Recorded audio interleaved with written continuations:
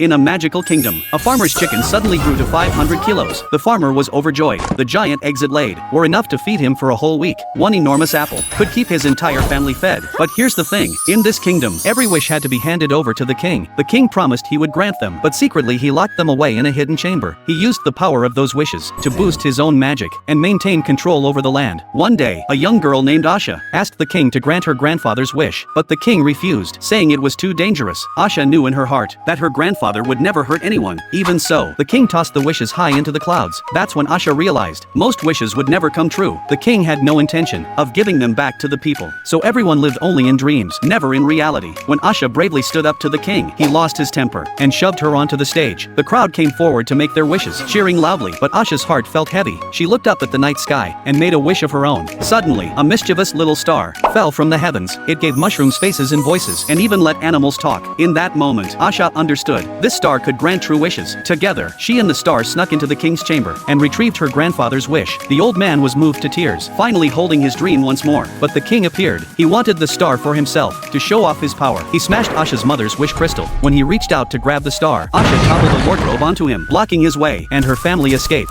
She fled by boat, determined to save every single wish. Transition. The star turned a branch into a magic wand, but the magic went haywire, creating a giant apple that nearly crushed her. The burst of energy shot into the sky, and the king noticed immediately. Asha leapt onto a chariot and raced away, casting spells at the king as she went, but her aim was terrible. She ended up dressing a tree instead. As the king closed in, Asha gave the chariot legs, and it scrambled up the rocks to escape. In the end, the king caught her and snapped her wand in two, but Asha smiled, for this had been her plan all along. She had lured him away, giving her friends the chance to break into the chamber and free all the stolen wishes. The wishes rose up against him, and even the queen stood with them. The king struck back in fury. He trapped the star inside his staff, unleashed dark clouds to cover the skies, and stopped anyone from wishing upon the stars again. He bound the people with dark magic, silencing their voices. In her despair, Asha began to sing. Her voice lit a spark of hope. The people joined her song, and their wishes shone like countless stars. The star burst free, banished the clouds, and awakened every wish once more.